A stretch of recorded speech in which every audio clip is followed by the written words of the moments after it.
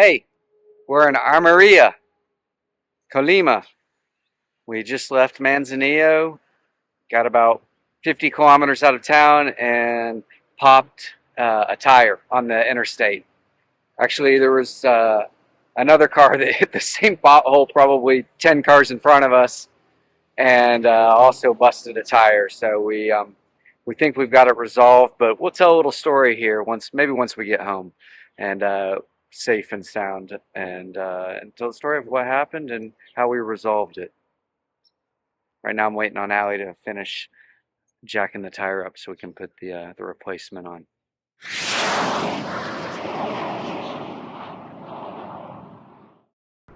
Okay, made it home after just a little hiccup. I'm a bit impressed that we hadn't lost a tire before now. Although the roads are getting better and it appears that Mexico's investing in their transportation infrastructure, it's still not quite perfect. If you've driven on the highways here, probably the most stressful part is the amount of driving on the shoulder you're forced to do. Because most of the highways are one lane in each direction, cars pass in the middle of the highway. So you need to be prepared to move to the shoulder for a car passing you or a car coming towards you.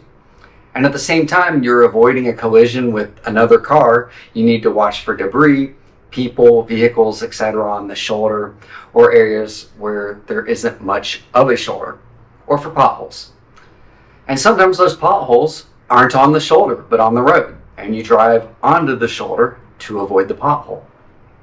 Only a half hour into our journey home from Manzanillo on Highway 200, we were in heavier traffic in a construction area. Although there wasn't any active construction going on, traffic was moving well, and we're probably going 60 or 80 kilometers per hour when I hit the pothole.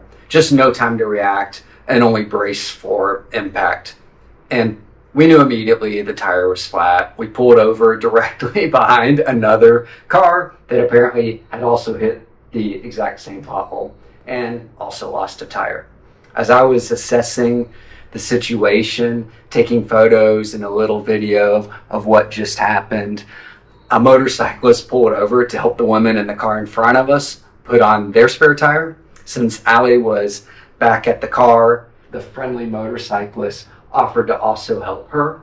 So Allie's over there directing traffic to slow down, passing 18-wheelers, and I returned to assist the motorcyclist.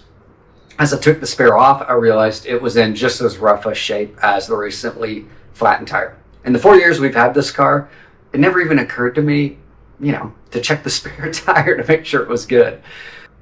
The motorcyclist did all he could for us in putting on the spare. This young man refused any payment. Adamantly refused.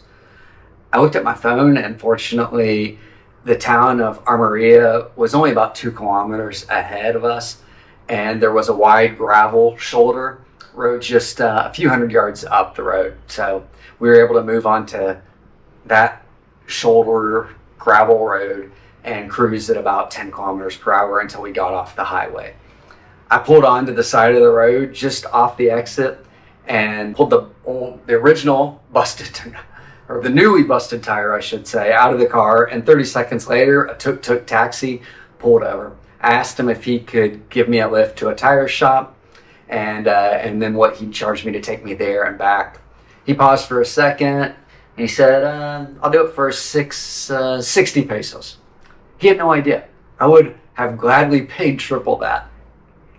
Speaking of triple that, hey, if you're watching this and you're not subscribed to the channel, then help share Zihuatanejo and Mexico with others by subscribing. Okay, back to the story. So the tuk-tuk driver, he circles the town of Armeria for like 15 minutes before pulling into this rough-looking tire shop. No new tires there. The two men working hopped into action with one guy yelling at the other to find a tire in my size. He tore the busted tire off the rim. 265, 65R. Another 15 minutes later, he had the new tire on the rim again, and he told me the fee would be 400 pesos. It was an older tire, but I was completely fine with the price. I was so enthralled with what was going on that I did not realize that about 100 mosquitoes had attacked my legs over that 15 or so minutes, and it now looks like I have chicken pox on both of my legs. Back at the car where Ali was waiting, I paid my tuk-tuk driver 100 pesos, and he tried to give me the 40 pesos and change, which of course I refused.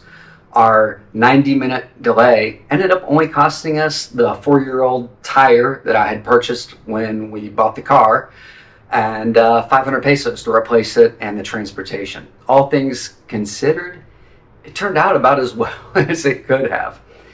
If the moral of the story is that you should make sure you have a good spare tire, well, then I guess we learned something. Although I think Ali would say that she should have been driving and then this wouldn't have happened at all. All right, thanks for watching. Take care.